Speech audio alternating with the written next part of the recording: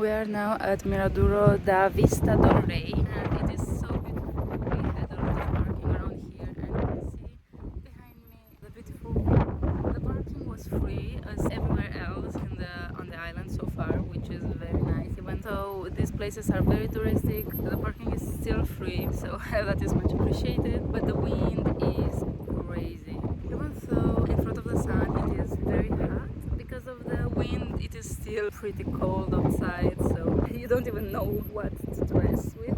So because I haven't made any official introduction, I want to tell you that this video is about the viewpoints around the Sete Cidades area and in general the western side of the Azores of the São Miguel island, and this is basically kind of part 2 of the previous video. You can see now the Serrado das Freiras, or how it's pronounced, viewpoint, and now we have arrived at another one where we can see the lake from another side, and it was very beautiful. And also I have another recommendation that is a very beautiful church you can visit in this area. You can see it on the screen right now. You can also go inside, which was very interesting. You can see also the area outside is very beautiful. Anyways, if you want to see the previous video where we explore the most famous hike around Sete Cidades, feel free to watch it. I will leave the link down below in the comments.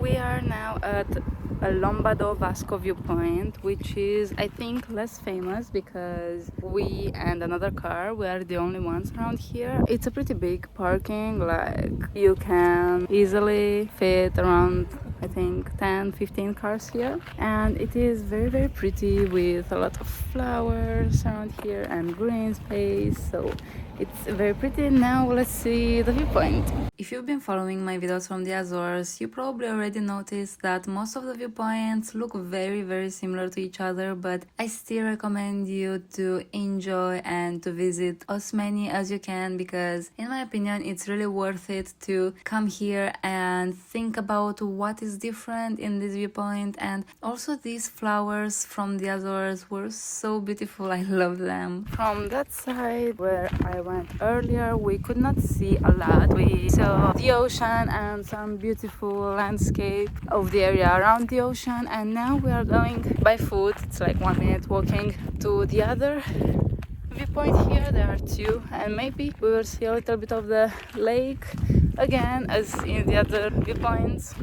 We don't see the lake from here, but maybe if some people go this way where it's not cloud, maybe there is a viewpoint of the lake. But it's still pretty over here too. Let's go now to our next viewpoint of the day, which was called Ponta do Escalvado, and this viewpoint was so beautiful, as you can see from my videos. I will talk about it in a few seconds while I was in the car, but I really fully recommend you to stop here because you could see amazing views.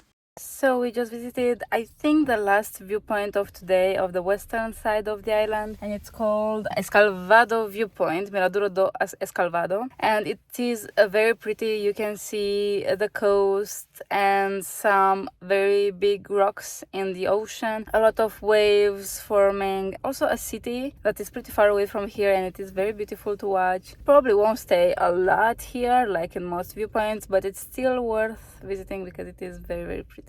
We are now at Ferraria Viewpoint, close to the thermal pools of Ferraria, I think. So I was wrong, this is actually the last stop of the day. Feel free to pause this video if you want to read more about this area. I really recommend you to read it because it's put there by local people and it's really interesting. But anyways, you can see that from here we are seeing a very clear view of the rocks and the waves, and it was very nice to see. And then with your car you can go down the road to this huge parking at Ponta da Ferraria. Basically here we should have seen some thermal pools, I think, but that building looked abandoned, so I'm not sure if it's still working, open, or it's very old. If you know, please leave it down below in the comments. I'm really curious about it. But anyways, in this area you can also stay and watch huge waves hitting the rocks, and it creates really big and very impressive waves. I'm not sure if it's like this every day because the sea was super rough in this day when when we visited, so it may not be like this every day, but you can